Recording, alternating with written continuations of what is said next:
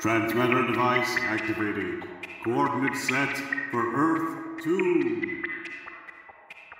Hello and welcome back to the Weird Earth 2 podcast, the show that navigates the pre-crisis DC Comics multiverse and explores the legacy of their Golden Age characters through the Silver and Bronze Ages of comics.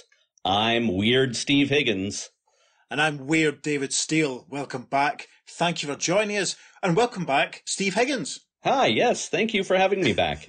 It's lovely to be here. I think this is your third consecutive episode at this point, again. Yes, Steve obviously was here a couple of weeks ago, listeners, when we did Adventure Comics 434, but we recorded that weeks and weeks and weeks ago, when Peter's voice was still a bit wobbly. So, yeah, it's all a bit timey-wimey as far as Steve contributions at the moment, because he recorded his contributions to last week's episode about a month ago as well. So, yeah, with all the editing Peter's had to do for the last couple of episodes, he hasn't much time to record, which is why Steve is joining me again this week to kind of help keep us on schedule. So, Steve, thank you very much. Thank you again for having me. I'm always happy to be here. Awesome. So, listeners, as you may have guessed from Steve's weird introduction, we are continuing the adventures of the Spectre. We're going to cover the stories today from issues 435 and 436 of Adventure Comics. Issue 435, which we'll get to first, was published on the 25th of June, 1974, and Steve's going to tell you about the cover. At the top, on the left-hand side, we have the DC logo, the line of superstars, and on the upper right, we have Still Only 20 Cents. In the middle, we have the Adventure Comics logo in red against a blue banner. At the top, it's a green banner above that says The Return of Aquaman, letting you know that Aquaman returns in this issue. Number 435, October, it's approved by the Comics Code.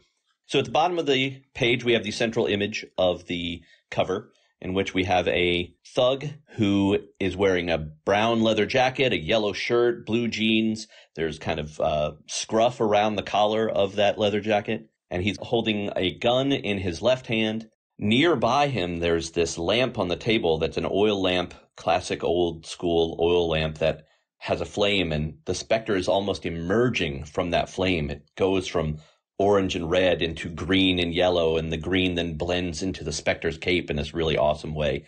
And the Spectre's grabbing a hold of the thug's gun hand and grabbing his shirt and pulling him back. And the pained and terrified expression on his face as he's making eye contact with the Spectre, who's got just a gritty, angry expression on his face. And all of this is happening while there's a woman tied to a chair in the background. The woman has blonde hair. She's got a purple dress. Her mouth is gagged. And she is watching the Spectre rescue her, essentially. Yeah, it's going to be very interesting finding out who this girl is and what her story is and why the Spectre is obviously so concerned about coming to her rescue. And the best way we can find that out is by jumping into the story. Yes, indeed. So, we begin our opening splash panel, which has the now familiar little Marvel Comics of the 70s Stan Lee Presents style intro blurb, which goes like this. In the world of mortal men, he is Jim Corrigan, hard-boiled police detective. But to the vermin of the underworld, he is the Spectre, awesome avenger of evil, an earthbound ghost who punishes evil with a fearsome vengeance from beyond the grave. Join us now for the chilling saga of The Man Who Stalked the Spectre. Yes, now, listeners, you can take a drink straight away because we can see a full moon through the window at the corner of this room that this opening splash panel is set in. We can see the Spectre emerging from the oil lamp, which we saw on the cover, similar sort of thing going on. And instead of a woman tied to a chair, there's a man in a dark blue suit, looks a sort of tweedy material. He has dark hair and glasses. He's gagged, and he's tied to this wooden chair. Now, we're at a kind of Dutch tilt that Peter sort of likes, because as the Spectre emerges from his lamp, he's squaring up to, as Steve described from the cover, a guy with brown hair, brown jacket with furry sort of scruff around the neck. There's a row of buzzing buzzsaws behind him, so it suggests to me that we're in some kind of lumber mill or something.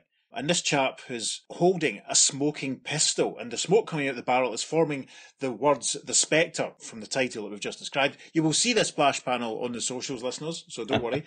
The guy is obviously observing the Spectre, who's emerging from this oil lamp that's on the table, and the guy is terrified and he's yelling, "But please, don't!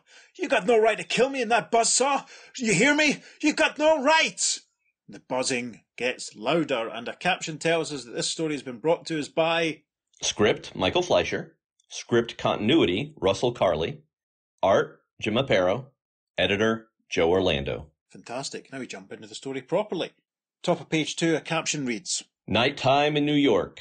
As the leeches of the underworld crawl forth from their slimy crevices to rob the helpless and slaughter the innocent. Yep, the violence begins straight away, listeners. We see a few feet in an insert panel running across the pavement. Is that gunshots following them, or is it the lights, the headlights? I'm not sure, but we can see them dropping jewellery, and the wider image that forms panel 2, we can see a jewellery store. It looks as though the guys who've robbed it have just run out from it and are climbing into a car. We can see a police car arriving in the background, but one of the bad guys who's just robbed the jewellery store appears to be wearing a green jacket.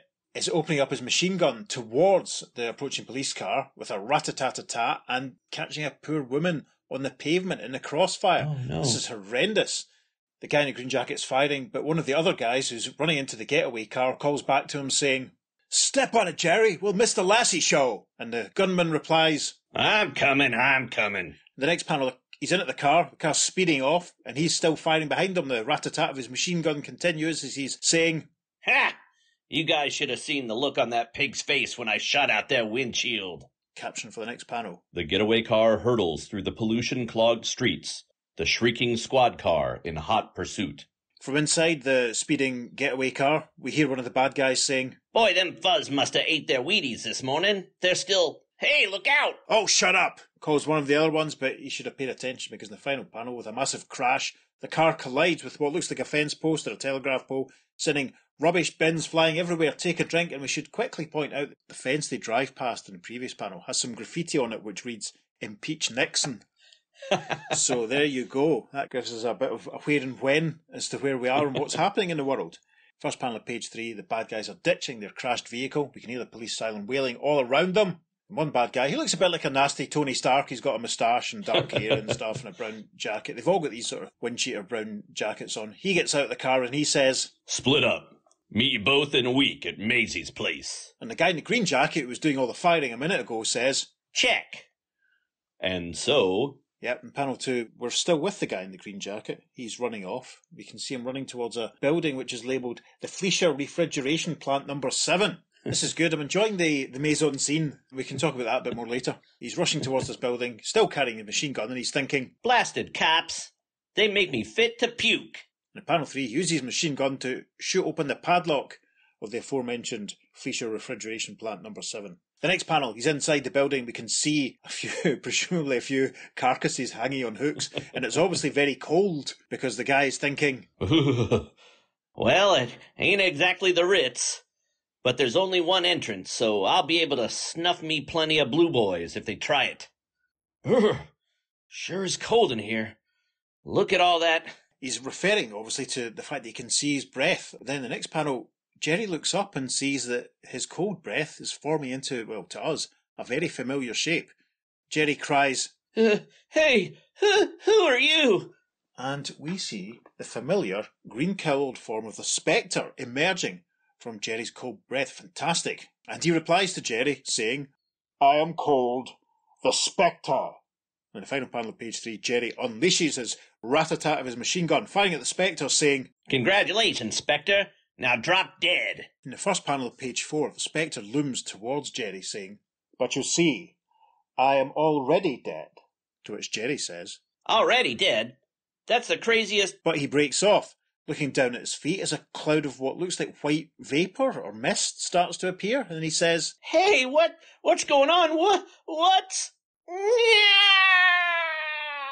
And he screams in panel 2 as he's completely enveloped in what just looks like, a cloud of water vapour. It's very, very scary. The next panel, panel 3, we're outside the aforementioned Fleischer Refrigeration, and a couple of uniformed policemen have arrived. They're in a spotlight of a lamp or something, and they're making their way up the stairs into the building. The first cop says, Hey, did you hear that? I told you I saw one of them Grandinettis going there. Careful, Freddy. He's got a machine gun. And then they've made their way in, and Freddy, the first cop, gasps, and they look down and they see Jerry of the Grandinetti gang frozen in ice, his machine gun frozen beside him. Freddy says, When I tell my wife about this, she's going to say I've been drinking again. Well, that's what I'm going to say when you tell me about it. And a tiny caption tells us we're continued in the third page following. We've passed advertisements for Kung Fu, for Muscles, for some DC Comics 100 pages, one of which we've covered already on the show, one of which we'll be doing very soon, and we arrive now at the top of page 5, where a caption says, Bizarre, you say? Of course it is bizarre. But New Yorkers have become used to the bizarre. For most, the violent death of a fugitive killer is but a titillating interlude between the weather report and the Watergate tapes.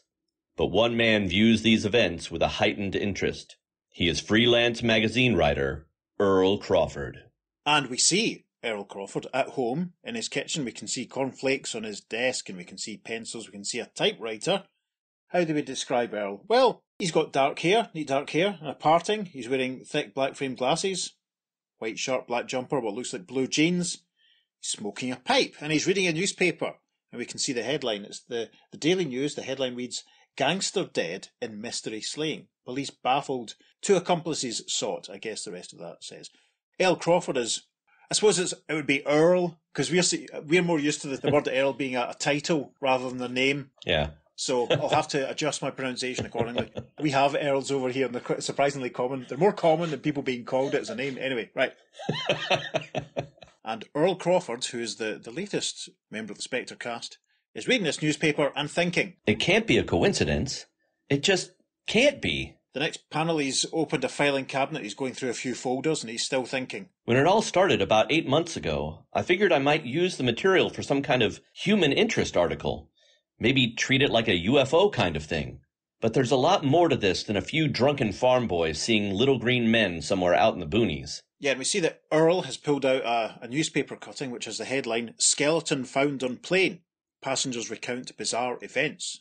And this prompts Earl to think. A whole plane load of people saw that gunman turn into a skeleton before their very eyes. And in the next panel, he's looking at another headline which reads, Man Turned to Glass. And this spiritualist turned to glass right in the middle of a seance. The women who witnessed that were rich women. Their husbands are pillars of the community. And in the final panel of page 5, Earl is relighting his pipe with a match as he thinks. No, sir. Someone, or something, is doing these things, and doing them on purpose.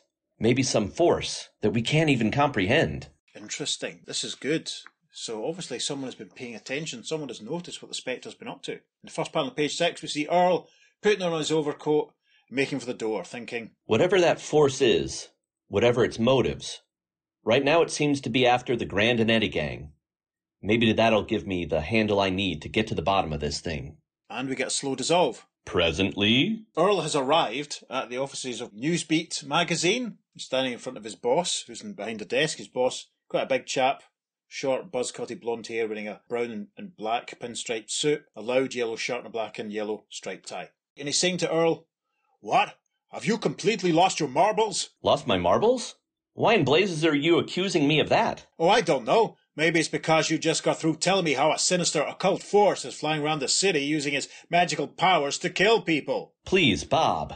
Whatever it is, it's after the Grand and Eddie's.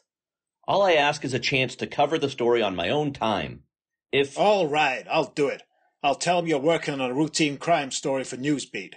Picks up the phone in the next panel, and he starts to dial, saying, But for Pete's sake, don't tell the police department the real reason you're doing this, please. I don't want them thinking we're both fruitcakes. And we have another slow dissolve, caption for the first panel of page 7. Sometime later. And we're with Lieutenant Jim Corrigan at police headquarters, and he's in the process of saying, No, I won't do it. Police work is dangerous. I've got no time to play nursemaid to a... And his boss is there, older man, green checked suit, balding, moustache, cigarette in his mouth because it's the 70s, and he says, I know, Corrigan, I know. But we want good relations with the media, and Newsbeat magazine's got a lot of clout in this town. Besides, it'll only be for a day or two till we round up the Grand and Eddies. And so... And we see Corrigan leaving the police office, Earl Crawford waiting for him. Earl says, Hello, Lieutenant Corrigan. I know exactly who you are. You're Clark Kent, mild-mannered reporter. Well, listen here, Clark. The Grand and Eddie boys are killers. They've killed 3 cops and half a dozen innocent bystanders. If you want to ride with me, you shut up and stay out of my way. And Earl reacts, wide-eyed, surprised, and thinks, Whew. Final panel of page 7, Jim and Earl get into a car, nice big fancy saloon. Corrigan is saying, First, Will, but he's interrupted by a voice coming over the police radio saying, All units in District 7 proceed to 586 Lexington. Mitch Grandinetti has barricaded himself inside Conklin's Toy Emporium with 4 hostages. He is well armed and extremely dangerous. Over. That takes us to the top of page 8, where a caption reads, Minutes later. And a sign tells us we're outside the Toy Emporium. Quite a few police cars are there already. Quite a few cops are there already. And one greets Corrigan and Crawford as they arrive and saying, Boy, Lieutenant, am I glad to see you. He's inside there. Got the clerk and 3 customers hostage. Says he'll ice every one of them unless we get him a car and a 24-hour head start. Jim gets out of the car, reaching into his overcoat, presumably for his gun, and he replies, Look, Sergeant, you keep Clark Kent here out of mischief. I'll go round back and see if I can do something ingenious before that killer wastes too many people. And at that point, Earl looks slightly askance as Jim moves off, and the sergeant who we've just met looks at Earl and says, Clark Kent? Gee, are you really Superman? And the caption for the next panel reads, Meanwhile, inside the store, we see Mitch Grandinetti. He's the one that looks like Tony Stark with the moustache and the dark hair. And he's hiding behind a pile of toy boxes. Now, I'm trying to work out what it says. Tall Susie? Do you think? Talking Susie. Obviously some kind of doll, but we can see some members of staff crouching behind him. He's firing his pistol at the cops. We hear a cop's voice saying, Grandinetti, give it up. Come on out. To which Mitch says, Sure, I'll come out. And in the next inset panel, we see that Mitch is pointing his pistol at a sort of strawberry blonde-haired lady in a purple dress who looks very like the lady on the cover, it must be said. We can see that she's got ropes around her arms. She's obviously been tied up. And Mitch says to her, And you, stop making all that racket or I'll... But we hear a sort of weird clink noise which interrupts him, and he says, Hey, what's that noise? What's that noise I heard? And the clink gets a bit louder in the final panel as he moves away from his hostages out into the toy shop, looking around and saying, You people better pray that noise wasn't made by no stinking coppers sneaking in the back. In the first panel of page 9, Mitch's investigations have led him to a shelf on which we can see a little toy wind-up monkey bashing its cymbals together, and that's where the clink sound effect is coming from. Mitch says, What? All right, copper, the game's over.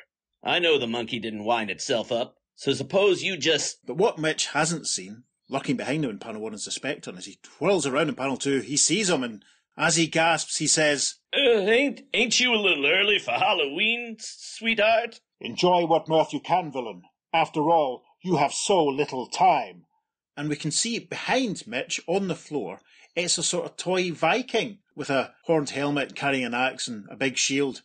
And the Spectre sort of gestures, and this toy Viking starts to grow with a glow. Mitch, still with his pistol in his hand, observes, Hey, that thing's that's happening. It ain't possible. And in panel 4, the Viking toy has grown to full adult human size. He's bringing his axe up, obviously about to strike. Mitch cries, Come on now, you gotta admit it ain't possible. But he is interrupted by a thwack as the Viking brings his axe down right on Mitch.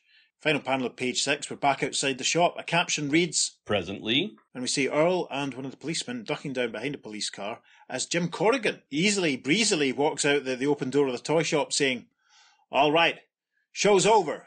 Come on in.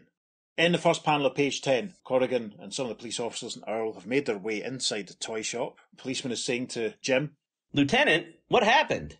Well, Grandinetti's gone. And then one of the other policemen points up at the ceiling and says, Yeah, look at that trapdoor. He probably made it through there all the way to the roof.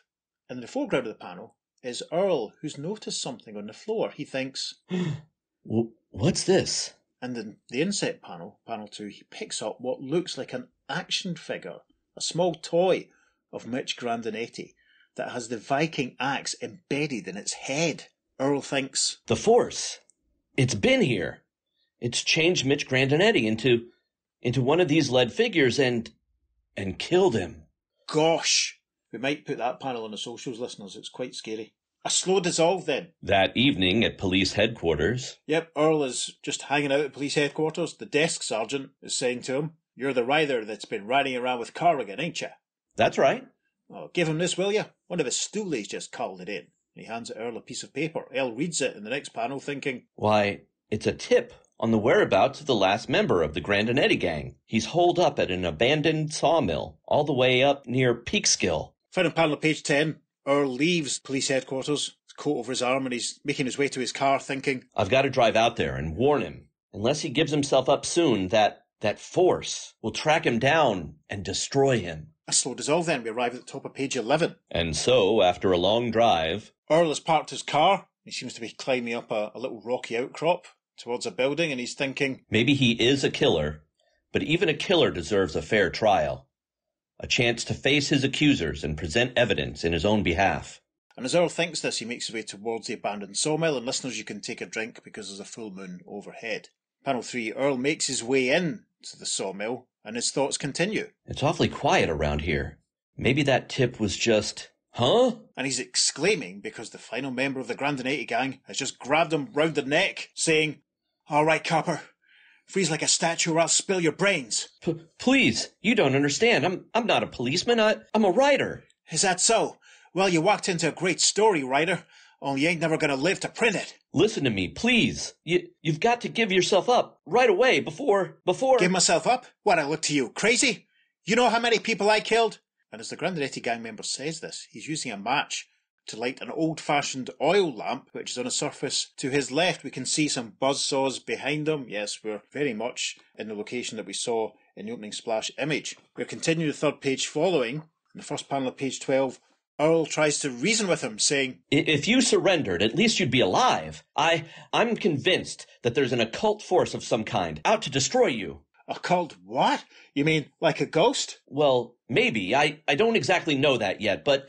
Earl seems to take a step forward, and the Grandinati gang member laughs, saying, "Ha ha, sit down, you spaghetti-headed lunatic," and he seems to punch Earl, sending him backwards. And in panel 3, unseen by the Grandinati gang member, the flame in the lamp is growing brighter and larger and bursting out of the lamp, and Grandinati is saying to Earl, "I think first I'll use your eyeballs for target practice, and then..." Well, then he notices the flame and he says, "Huh?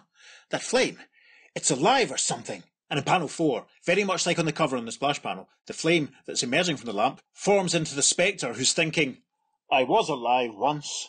Evil men locked me in a barrel of cement and threw me to the bottom of the river. That is how I died." And as he's thinking all this, Grandinati gang member is firing repeatedly at the Spectre, and Earl is seeing the Spectre for the first time. He looks appalled. In the final panel of page 12, the Spectre gestures towards the Grandinati gang member. All we hear is, "Yeah!" And in the first panel of page 13, Earl helpfully tells us what the Spectre has just done. My God, you've turned him into a block of wood. And that's what we see, that Grandinati gang member is now made of solid wood. Spectre floating down behind him is thinking, "Yet, even in death, I live on. For so long as men wallow in the filth of their own evil, they will have need of the Spectre." And as he's thinking all of this, the Spectre has floated down to stand in front of the dead gang member, blocking Earl's view. We hear a bzzz sound effect, and Earl looks on and cries, "Oh, no, not the saw. You're not going to use the saw."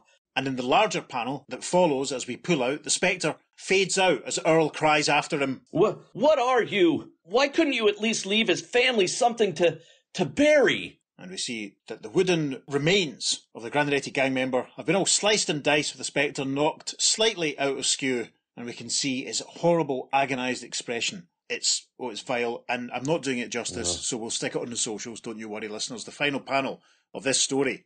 A full moon looms in the background, so take a drink. We see the Spectre also hovering in the sky beside the full moon as Earl makes his way from the sawmill thinking, I've got to go somewhere quiet, be by myself, have some time to think all this over. But first I think I need a good stiff drink. And a small caption tells us this is indeed the End. So, the first things we obviously have to talk about, get them out of the way. The girl on the cover. Obviously, we didn't see her at the sawmill. I guess that's alluding, if anything, to the girl in the toy shop, even though she wasn't at the sawmill. Yeah. And neither in the splash panel was Earl tied to a chair as the Spectre arrived. So there's quite a lot of license happening with the covers and the splash panels, isn't there? To put it nicely. But there's such striking images that you kind of can't blame them for it, you know? Oh, absolutely. The cover selling the book, that first splash page is just making you want to keep reading. Yeah. And so I forgive it, personally. Yeah.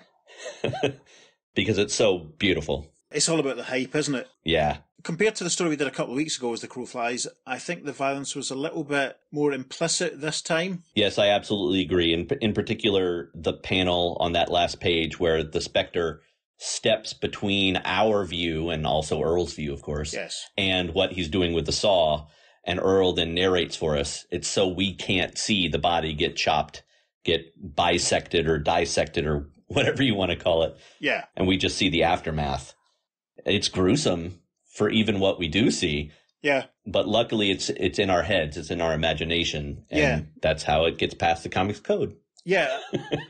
It's kind of similar to the guy in the first story getting turned into a skeleton on the plane. It was similar to that, the way they turned the lights out and we didn't actually see. Yeah. There's some more good stuff coming, obviously, the next couple of stories. But the other deaths, obviously, in this one, the first guy getting frozen in the block of ice, that was, not too horrific.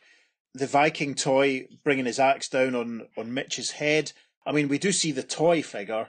I mean, it is quite horrible, but because, as you say, it's got round the code, they've just drawn it as a little lead figure.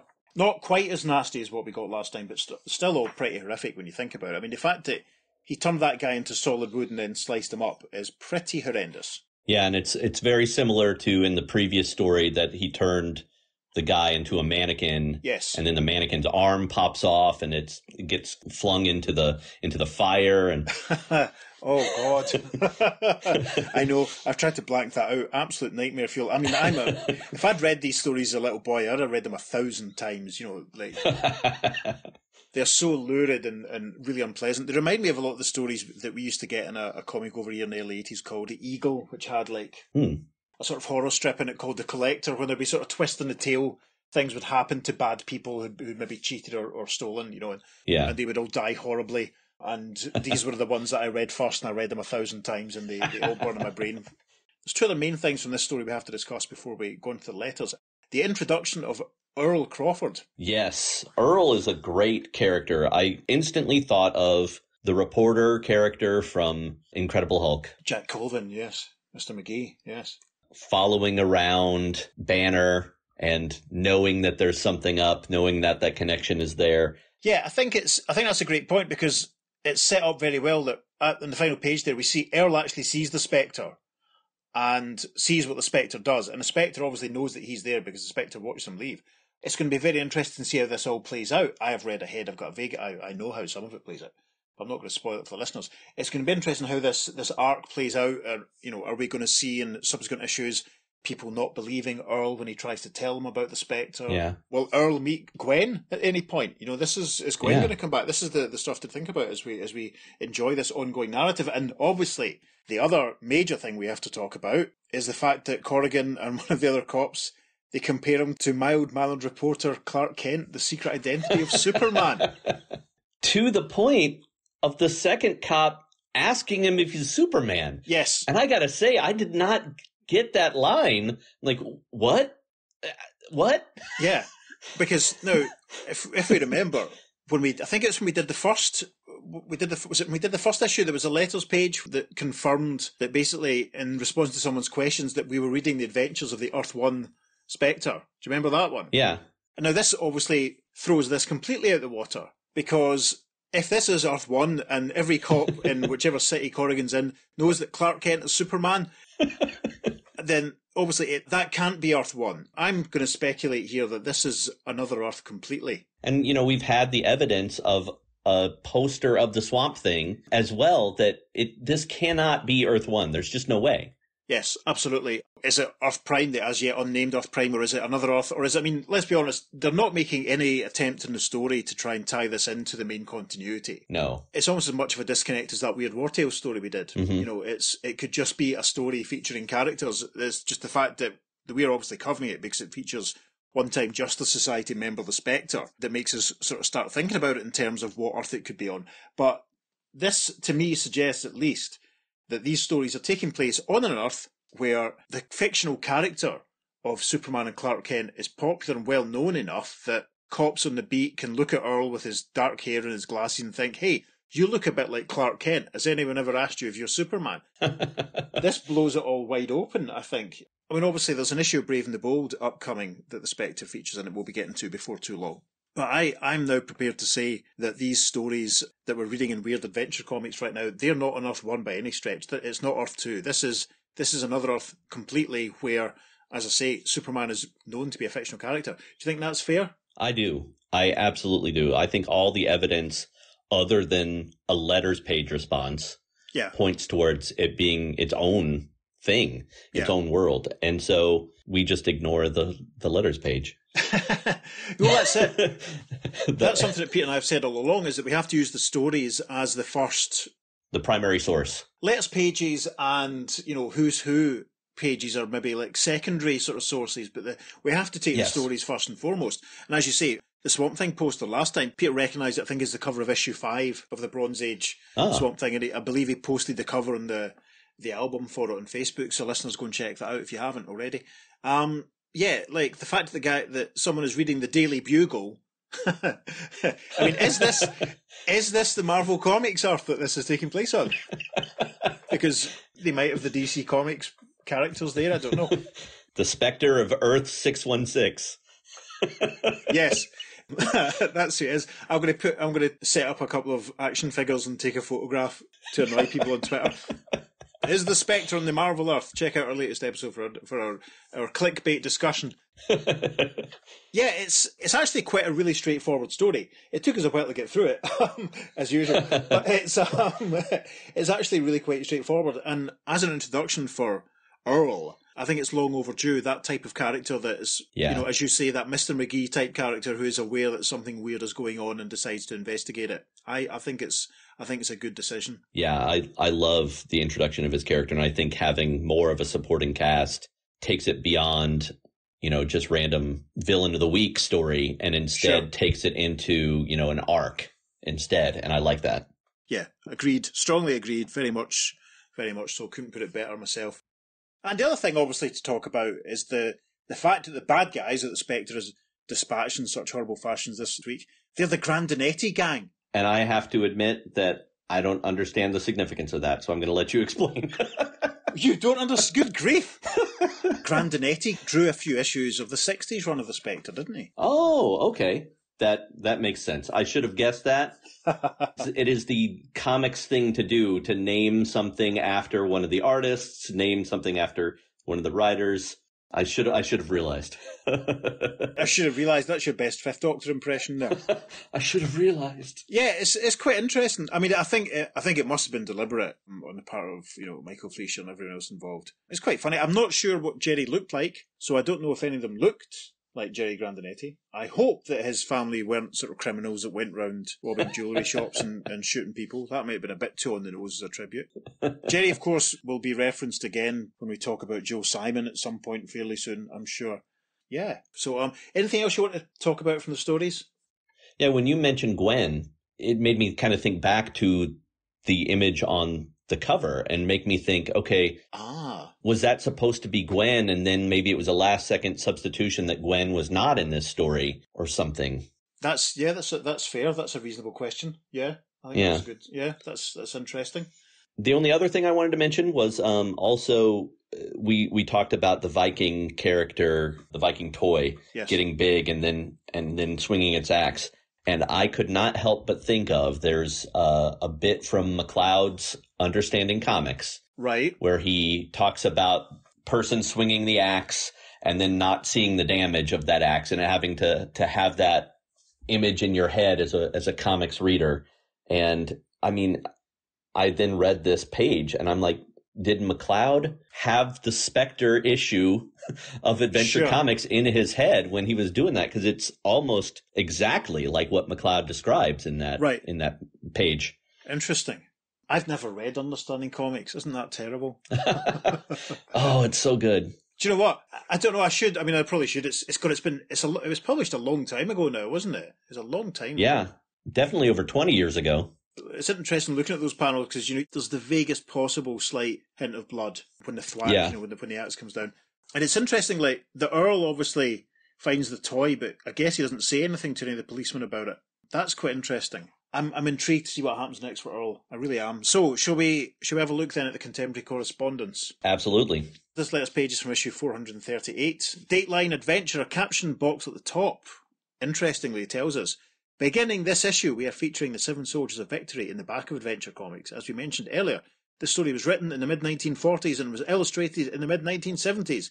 We think it's different and very interesting, and we hope you enjoy it. Aquaman will return in more new adventures as soon as we conclude this serial. And yes, listeners, we are already in the early stages of negotiations with a few of our pals to see if they want to come back and help us out with that Seven Soldiers story. We'll be doing it once the final part of it has been published in our little timeline, so that's something to look forward to. So, the first letter goes like this. Dear Joe, I am writing to express my congratulations on your addition of Earl Crawford to your somewhat terse list of supporting characters in the Spectre yarns. The new character is exactly what is needed to round out the stories. Crawford represents morality and humanity versus the Spectre's cold, deathly philosophy.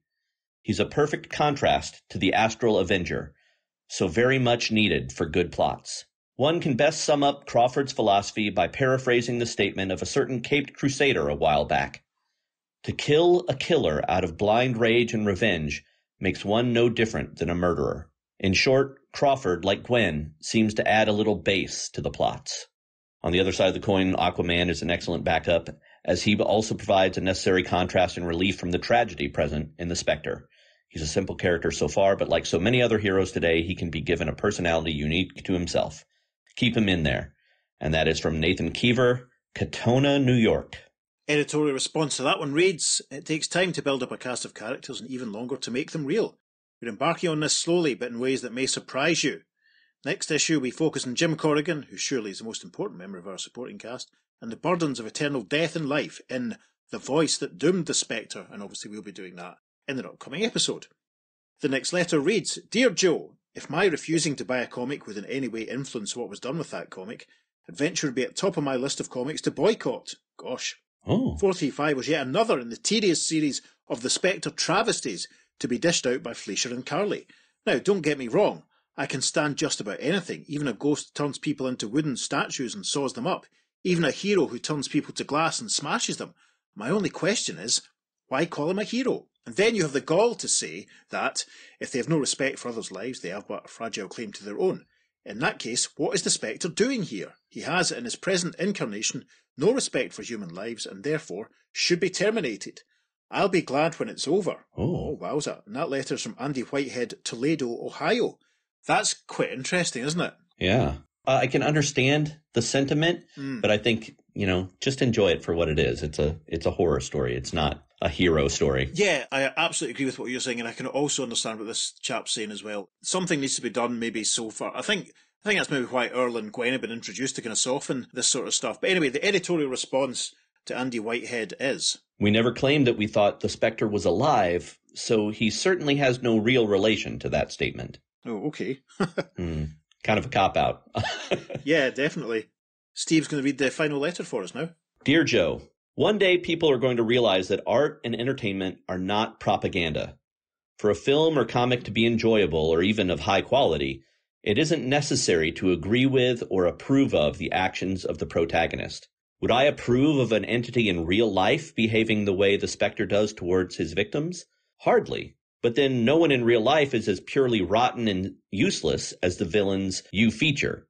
No matter what they do, Adventure Comics is a comic, and a bloody good one, not a tract. In the comic world, where nearly all crime fighters go to absurd lengths to avoid bruising their foes, the Spectre's ruthlessness is refreshing. Barry Allen, after all, is human. Isn't it a little silly that after all the trouble he's had with a Mirror Master, he doesn't get fed up and run around him fast enough to turn him into whipped cream? Of course he can't. It would be out of character, the image built up for the enjoyment of the reader. That Corrigan's attitude is morally ambiguous is clear from the handling of Earl Crawford. Fortunately, it was kept at ambiguity and not outright condemnation, since the Spectre should remain the hero, not just become the main character. If a reader can't get past the spirit of vengeance, he should try to read it considering Corrigan as insane. There is a slight indication of this, although I prefer to ignore it. And a protagonist villain. Otherwise, he should go hunt up some propaganda. And that's from Bill Reynolds, London, England. Interesting.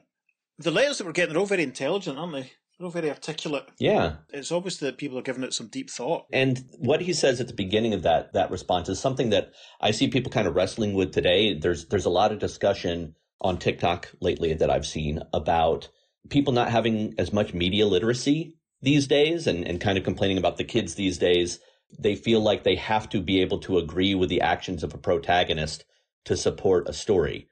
And that kind of is the point that this letter is bringing up, that like you can read the story and not agree with what Jim Corrigan is doing. And that's the contrast that Earl Crawford offers here. Yes. And it still be then a good story that is exploring these moral issues and is point counterpoint. Yeah, absolutely. I mean, I remember my frustration at points in the 90s when I was reading the Doctor Who New Adventures. I remember my frustration with the Doctor's behaviour. Mm-hmm. He was such a slippery, twisty, trickster little, really quite darkly manipulative in these books in the mid-90s.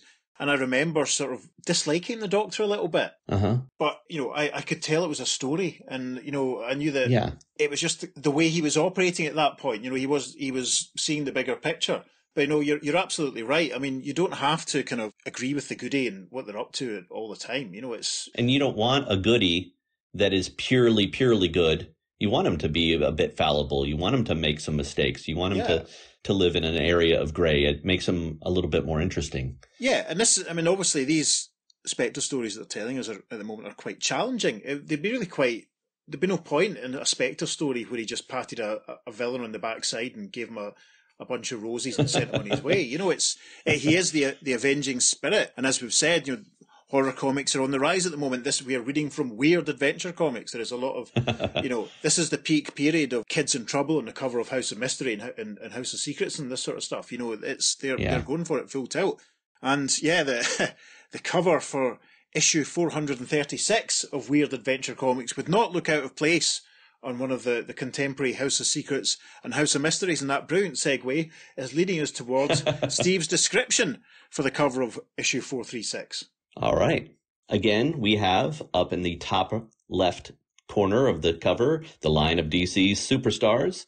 And on the top right, still only 20 cents. Covering over the top, we have Weird Adventure Comics. Adventure Comics being written in orange and the banner behind it being purplish, bluish, dark purple. Yeah, I would say so. Number 436, December, again approved by the Comics Code Authority somehow. And so the image that we have at the bottom of the cover is a looming image of the Spectre kind of hovering in the night sky over this rocky crag of a mountain that has what looks like an observatory, like a telescope observatory up at the top of it. It's looking out over the sea, and in the sea, there's like a giant squid octopus creature with its many tentacles coming up out of the sea to grab some villains, and its eye kind of staring up into the sky as it grabs a hold of them. In one arm, it's got someone who's wearing orange boots and orange gloves and some kind of weird kind of gas mask and a gray boiler suit, and another tentacle, someone dressed very similarly. But the one main villain who we see front and top center is wearing a blue uniform, it looks like, with the orange boots, and bald with a face that's just in abject terror at being grabbed a hold of by this squid creature. Very interesting. Definitely makes me want to read the story. Absolutely. It's a cracker. I've got a couple of foreign reprints of this one that I can't wait to throw out onto the socials over the next few days. It's an absolute beast. Now, issue 436 was published on the 29th of August, 1974. For anyone that's paying attention, issue 435, as we said, was published in June 1974. And between the publication of these two issues, I'm delighted to say that Simon from Menswear was born on the 10th of July, 1974. So that's lovely. I'm not sure if we've mentioned it already, but I should quickly say that Stuart from Menswear was born on the 1st of April, 1974. I think I might have missed that out, but we're at the point now where 4 members of Menswear are now alive, and that's good to know, isn't it? Obviously, issue 435 published a week after Paul McCartney's 32nd birthday. Now we should get on with all the important menswear trivia is out of the way. We can dive into the story properly. Once again, we have the Stanley Presents style introduction, which reads, "In the world of mortal men, he is Jim Corrigan, hard-boiled police detective. But to the vermin of the underworld, he is the Spectre, awesome avenger of evil. An earthbound ghost who punishes evil with a fearsome vengeance from beyond the grave. We dare you to face the blood-chilling saga of The Gasmen and the Spectre.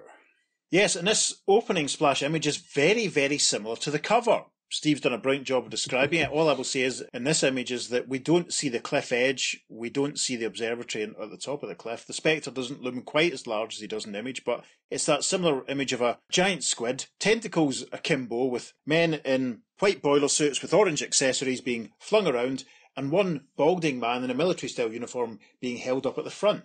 Very interesting. It's signed Jim Aparo, but a caption at the bottom tells us... Script Michael Fleischer, script continuity Russell Carley, editor Joe Orlando. We jump into the story properly. A caption sets the scene. Crowds throng the annual custom car show at the New York Coliseum. Yes, and I'm guessing that must be the New York Coliseum that we see in the first inset panel. I don't know if the New York Coliseum was a real place. You've just been to New York very recently, Steve. Is it a real place? Do you know? Not that I know of. Interesting. We will have to Google this, and maybe Peter will Google it and put a photograph on the socials, who can say.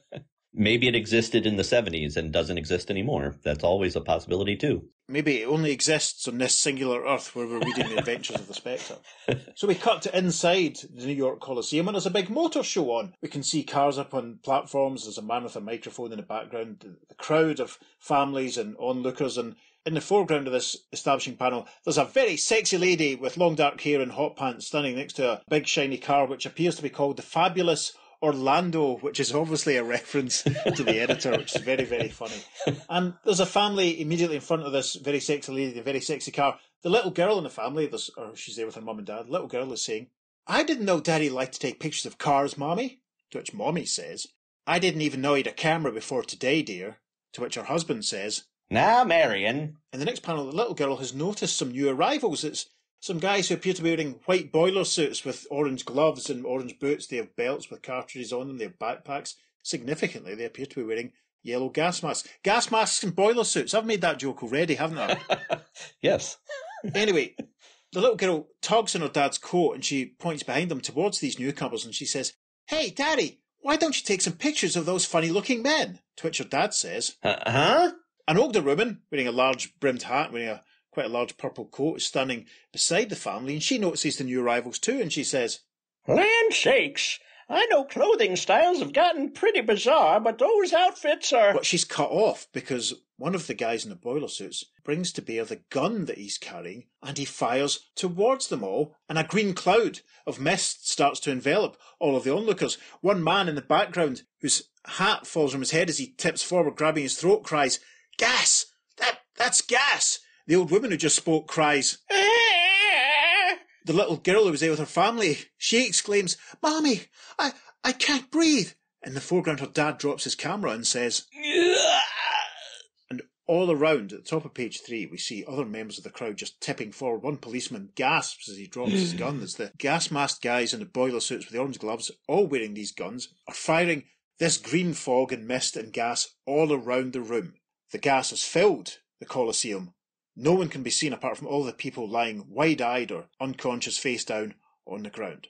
A slow dissolve. Meanwhile, only a few blocks away, in the editorial offices of Newsbeat magazine. Yes, we're back with Earl Crawford and his blonde, crew-cutted boss. Earl's boss is holding a few sheets of paper in his hand and he's saying, "What?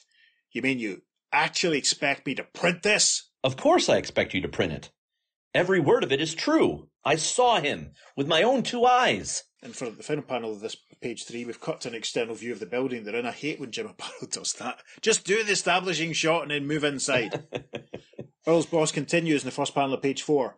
"Look, Earl, I know you're a fine writer, but so are the Brothers Grimm, and you'll notice we're not publishing any of their fairy tales in Newsbeat magazine. Bob, look. All I'd have to do is publish a story about an angry spook with a green cape who flies around New York using his magical powers to kill crooks." But Bob, I've seen... "Ah, yes, that's the most engaging thing about your spook. He never shows himself to anyone but you. Maybe he's a fan of your writing. Or maybe..." And then Bob's interrupted by presumably one of the secretarial staff who's stuck her head in the door, and she says, "Excuse me for interrupting, Bob, but something hot just came in over the wire. Some sort of massacre over at the auto show." Bob and Earl look surprised, and the secretary takes her leave, and Bob points at Earl, saying, "Hear that, Crawford? A massacre. Now, get over to the Coliseum and bring me a story I can print, instead of some blasted ghost story." And a slow dissolve takes her to the top of page 5. Presently, Yes, we see straight away our old mate Jim Corrigan with a few colleagues. We can see a guy in the background taking photographs. There's a policeman in a hat, very fancy hat and glasses, to Jim's right. Behind Jim, there's another curly-haired cop in plain clothes. It looks a little bit like Norman Osborn to me, but anyway, the cop in the hat is saying, "Poison gas, Lieutenant Corrigan. They never had a chance." The curly-haired cop behind Jim says, "Looks to us like it might have been fast, Gene. Krauts used that stuff during the First World War." To which Corrigan says, "Oh, great. Now the loonies are into chemical warfare."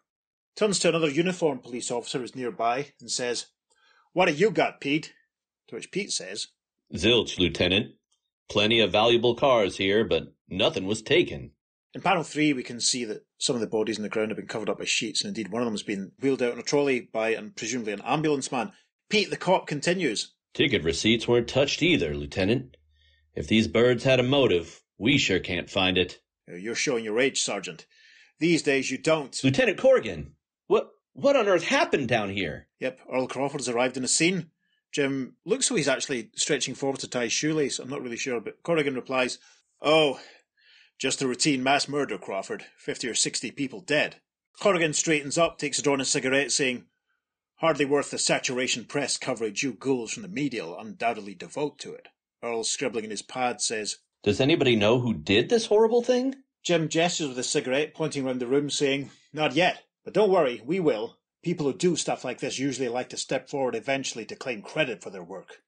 A slow dissolve, then. Indeed, at that very moment, inside an abandoned astronomical observatory, high atop a craggy cliff. We can see, presumably, what's left of the telescope in the background, but in the foreground, there's a green glazed table with a compass and some charts and bits and bobs lying around, and standing around the table are a few men, wearing white boiler suits with orange and yellow accessories, and they're being addressed by a portly gentleman, bald, wearing an old-school military uniform. I'm not sure if it's German or Italian, but it has that distinct Nazi look to it. He has a monocle as well, which is obviously a bad sign.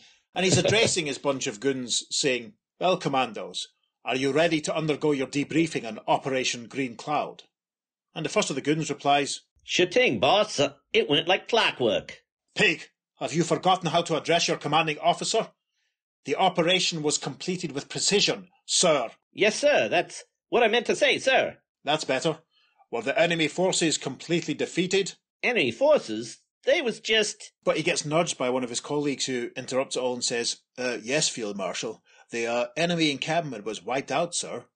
And the first panel of page 7, it's a nice view of the observatory on the cliff as the sun comes up. Very pretty. From inside the observatory, we can hear the Field Marshal continuing, as he says, "That's good. Very good. And did you encounter any hostile action?" No, sir. Not really. Couple of uniformed security guards, but they was just a couple of old gawkers, sir." "Good. You have all performed superbly. Now it is time to initiate Phase 2. And we have another slow dissolve. Now it is the following morning. An emergency crisis meeting is underway in the mayor's office. Yes, the mayor is an older-looking man with grey hair and a thick moustache wearing a pinstripe suit, sat behind the desk, all sorts of people standing around, men in suits, a couple of uniformed police. One of the men in suits looks vaguely familiar. We can see he's got red hair with a white streak at the temple. The mayor is in the process of saying, "Well, you've all read the letter that arrived this morning. This Field Marshal Awful, whoever he is, says that unless the city pays him $1 billion in $1,000 bills, he'll order his so-called shock troops to carry out another guerrilla action against the city." One of the younger men in the room standing beside the mayor's desk, brown hair, brown suit, pipes up with, $1 billion? Phew! Even the Watergate burglars didn't have that kind of money." "This is not a joking matter, Sims." Yes, the mayor admonishes Sims with a pointy finger, and Sims shakes a little and apologises, saying, "I know, sir. I'm sorry." We're continued in the third page following. We pass advertisements. Oh, a nice little range of a nice DC house ad.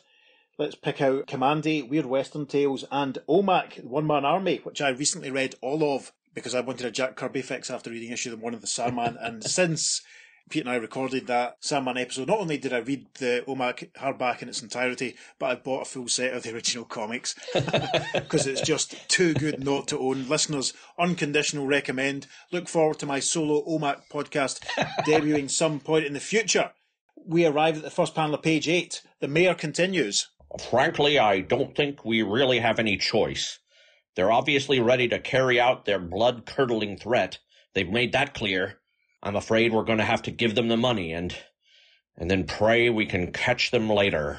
At this point, our pal Jim Corrigan steps forward, saying, "Sir, please, you can't give in to those terrorists.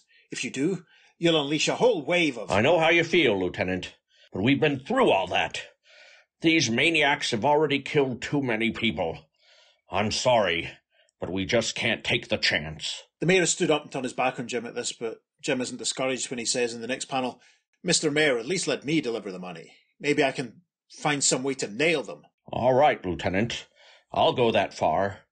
But be careful. For God's sake, man, be careful. A lot of people's lives are at stake. And so, late that afternoon in a remote wooded area... Some beautiful colouring here. Jim's standing with his car parked beside him. I wonder if it's the same car that him and Earl were cutting about in the last issue. Jim's standing. We can see that he's got a briefcase in his hand. The sun appears to be going down. There's a beautiful sort of purpley blue tint to the sky. Jim is thinking, well, I'm here on time, but it looks like... And in the first panel of page 9, we see a helicopter flying into view above him, making the branches and the empty trees whirl in the wind, and Jim's hair move around alarmingly. And Jim thinks, well, what do you know? Looks like Fun City's favourite field marshal has himself an air force in addition to an army. Moments later... The helicopter has landed, and one of the white boiler suits and yellow gas mask wearing goons has emerged. He's holding a gun which he points at Corrigan and he says, "You got the money? Uh-huh." Then get in. You're going along. If any cops try to follow us, all you'll be good for is hamburger. Understand?" "Yep, I understand," says Jim, lifting the briefcase up for emphasis. But as the helicopter rises into the air... Yes, we see that none other than Earl Crawford has been lurking in the trees watching what's going on. Earl thinks, oh wow, I hadn't counted on a helicopter. I sure hope they don't fly anywhere I can't follow in my car. And another slow dissolve. Shortly... Yes, we see the helicopter scurrying through the air. The sun is setting, a lovely pink and orange sky. Earl's car following along, and Earl's thinking, so far so good. I've been able to keep them in sight. No other reporters have been foolhardy enough to follow Corrigan.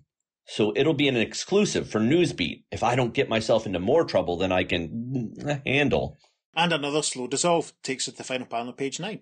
About a half hour later... Yes, we see the helicopter starting to descend. You can see a staircase leading up into the cliffs in front of it. It looks as if the helicopter's maybe landing in a beach, and from inside the helicopter a voice says, "This is it." And as we arrive at the top of page 10, see that Corrigan and the gas mask and boiler suit wearing guy have stepped out of the helicopter and they've walked over towards the bottom of the staircase.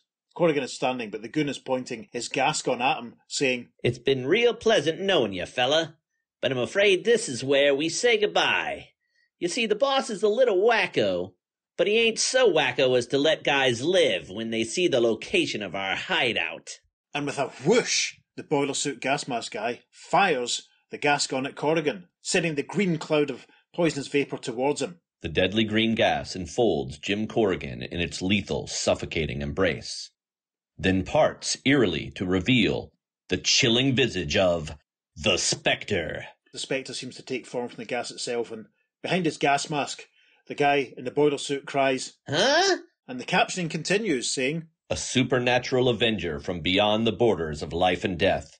His fearsome mission, the extermination of all evil. And the guy in the gas mask screams as the Spectre's shadow looms over him and the guy falls back towards the cliff edge. Meanwhile, inside the observatory... Yes, we see Field Marshal Awful. A couple of his guys are all standing around. The Field Marshal's looking at his watch and he's saying, "Soon we will have the money, and the first campaign of our great world revolution will be crowned in triumph.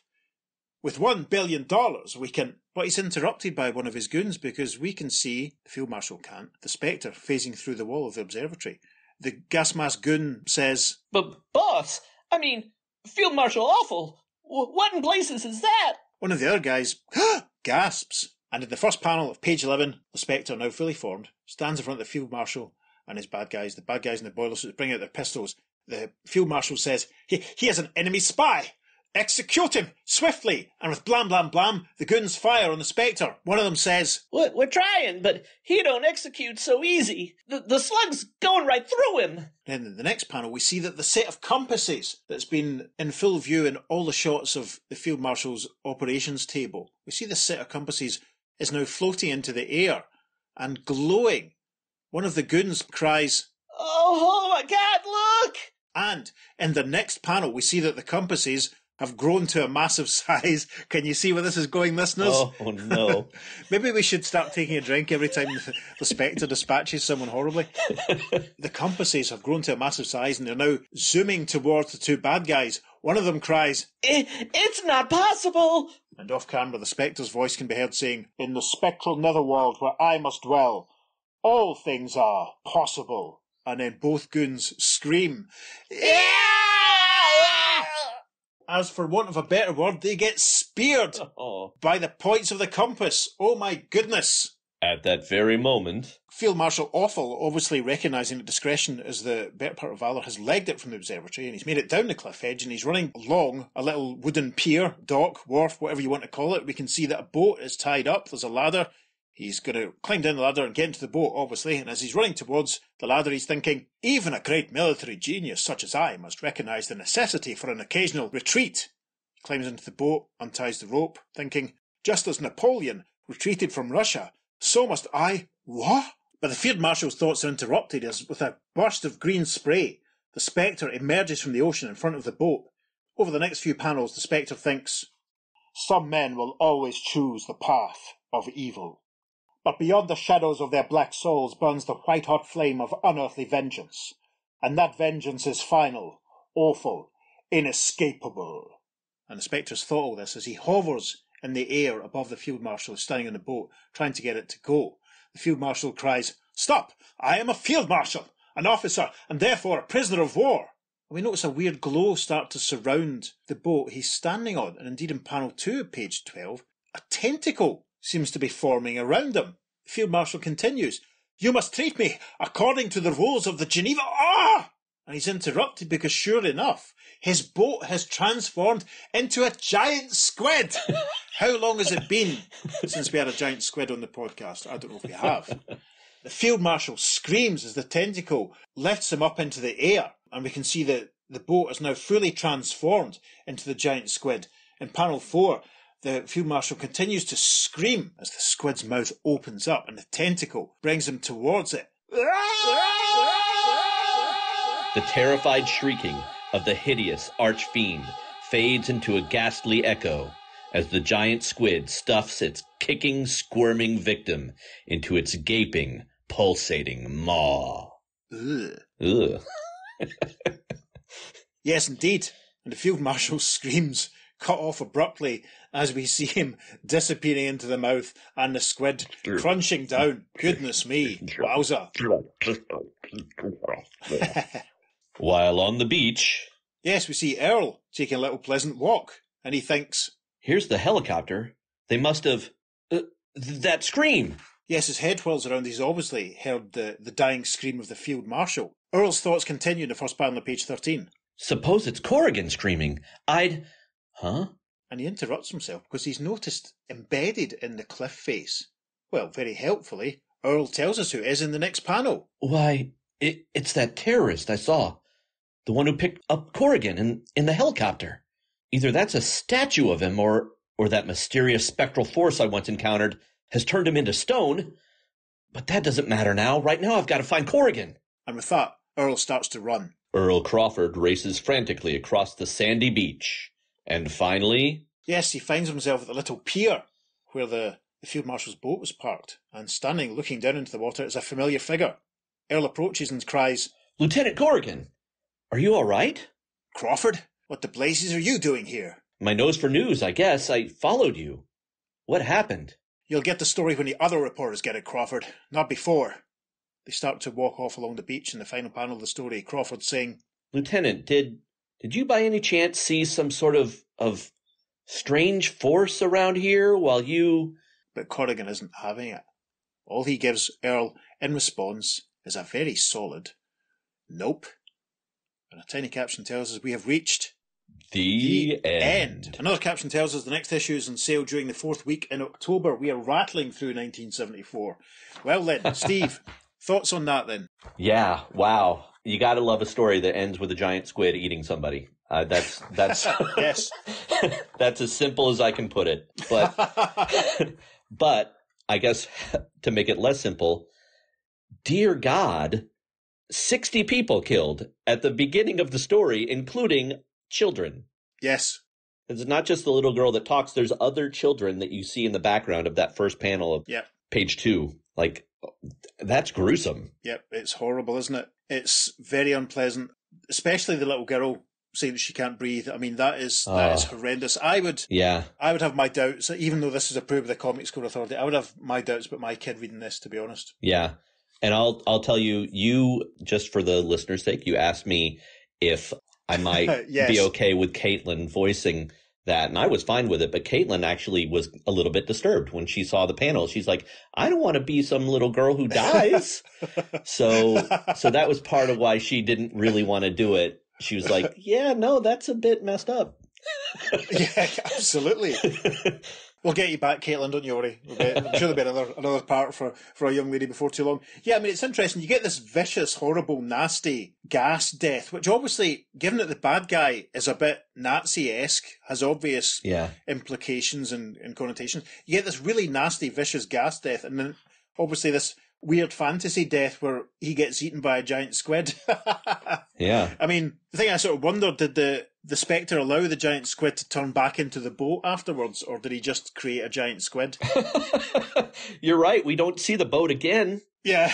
He's on the dock. And also, the death by the giant compasses is also a little, it's not quite as implied as the other ones. I mean, it's, we don't obviously see the 2 points piercing the guys, but we kind of almost nearly see them. Yeah. Again, it's incredibly implicit what's going on. It is very similar to the axe fall of the Viking in the previous story, with the little black bits kind of very much that are probably blood. Yes. Kind of spraying out. Yeah. It's actually a very short, easy to read story. There's not a lot of meat on it. It rattles through. I mean, I like the scenes of the mayor kind of having everyone in to talk. Yeah. I'm impressed that Corrigan was actually in the mayor's office, but then given that he was on the scene, it probably makes sense for that.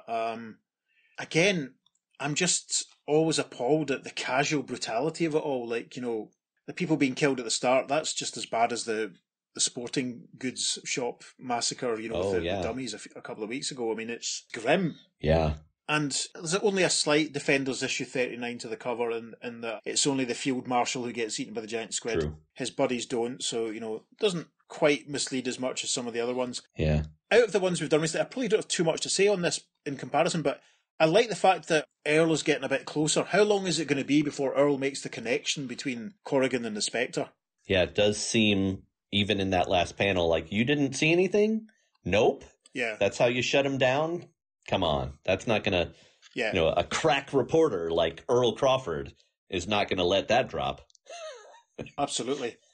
I think we're going to have to get you to do all the Spectre stories, aren't we, Steve? I think you're going to have to end up doing the whole series just so that we can see it out. I'm happy to come back. Absolutely. Anytime. I don't think it would be fair for Peter and I to then start doing the rest of them. and you'd be sitting going, what happened in the rest of these stories then? I don't think Pete will mind. We'll see what he has to say about it. Well, Pete did do one of them so far. Yeah, I think there's only, there are four Spectre stories left to cover, so we've got quite a way through them already. Any other thoughts before we jump to the correspondence? I'm aware that this episode is running long, so I don't want us to kind of go any much longer than we have to. Jim Apato's artwork again was very, very nice, obviously. Some beautiful colouring as we've come to expect. Yeah, and the only thing that I would mention is, one, I love that Aparo does this, that he drops the drafting equipment onto the table in that one scene so that it sets up very clearly this is how they're going to die. Yes. That almost is ready to become a game in and of itself. A drinking game, perhaps? Sure, why not? Yes. Yeah. What do you think, reader, the murder weapon is going to be? But what was their plan that involved the drafting equipment? Why does the compass need to be, and that T-square that is also on the table in that panel? Like, why did he need that stuff there other than this is what I'm going to kill these guys with? Well, I'm guessing they must be using maps or using charts or whatever to work out areas that they're maybe going to attack, or work out how long it's going to take them to travel by helicopter to somewhere that they're going to attack. It's a fair point, but it's interesting. I mean, it's Chekhov's compass this week, isn't it? Casually, I must say, I like the casual way, though, that Spectre just turned a boat into the giant squid. So great. That's probably the most extreme examples of his powers that we've seen so far in this series, I think, isn't it? Yeah. Maybe the melting of the guy in that one issue. I don't know. Yeah, turn the guy into the sort of human candle. Yeah, but I mean, melting someone could have just been a sort of heat type thing. This is to actually transform a boat into a giant aquatic organism. Yeah, and it's a very 20,000 Leagues Under the Sea style giant squid, isn't it? True. I love the cover. Honestly, the cover's great. There's another aquatic themed cover in one of the upcoming issues, which is a cracker. This one we've just done, 436. I've got a few foreign reprints of this one, which I'll encourage everyone to look out for on the socials. Absolutely. Before we go any further, we should probably jump on to the contemporary correspondence for this one. Dear Joe, if you keep up the quality of Adventure 436, then there's no doubt that somebody has to get his own magazine, be he the Spectre, Aquaman, or Ye Ed. Not only were the stories great, but so was the letter call. I love it when you detail your future plans. The Gasmen and the Spectre was a fantastic adventure story. Simply put, because it was an adventure story. Usually the appearance of a nut in a story will guarantee some clever, intricate, and boring insights to the mind of a madman. I'm glad Mike Fleischer steered clear of this. Field Marshal Awful was delightfully contemptible. Also good, the return of Earl Crawford.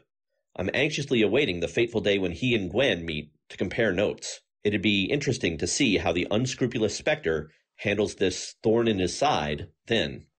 Jim Appero's art was really amazing. I don't think he knows the meaning of the phrase bad art. Neither, for that matter, does Mike Grell, whose amazing work on Aquaman, along with a capable unnamed colorist, gave this strip an eerie underwater feel that it has never had before.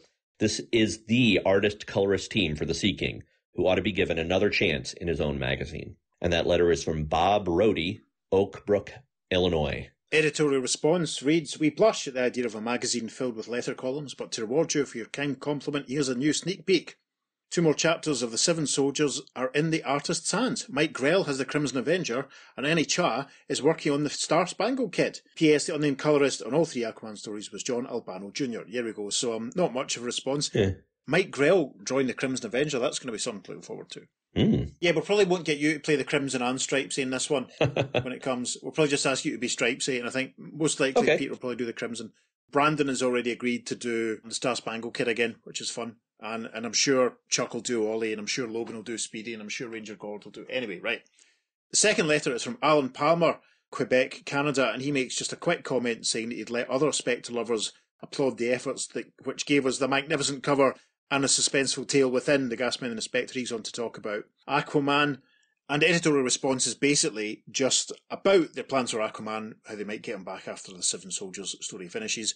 Spoilers, they do, and he headlines Adventure Comics for a while and then gets his own book for a few issues again before it's cancelled and he ends up back in Adventure Comics. So anyway, right, that is it for for Weird Adventure Comics issues 435 and 436. Peter, thank you for being able to cut all of this 2.5 hour recording down into this, however long this episode ends up being.